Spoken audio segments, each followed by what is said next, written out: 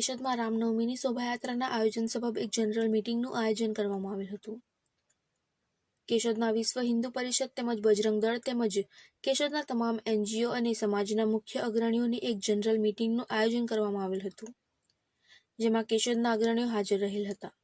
જેમાં બહોળી સંખ્યામાં લોકો જોડાઈ અને તમામ સમાજના ફ્લોટ સાથે આ ભવ્યથી ભવ્ય રીતે આ રામનવમીની ઉજવણી થાય તેવું સૂચન પણ કરવામાં આવેલ હતું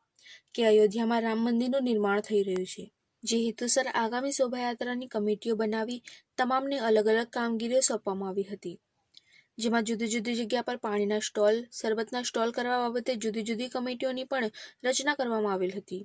અને કેશોદ તાલુકાના તમામ ગામના લોકો જોડાય તે માટે પણ અલગ અલગ ગ્રુપ બનાવી અને તમામ ગામમાં પત્રિકા વિતરણ કરવા માટે સૂચન કરવામાં આવેલ હતું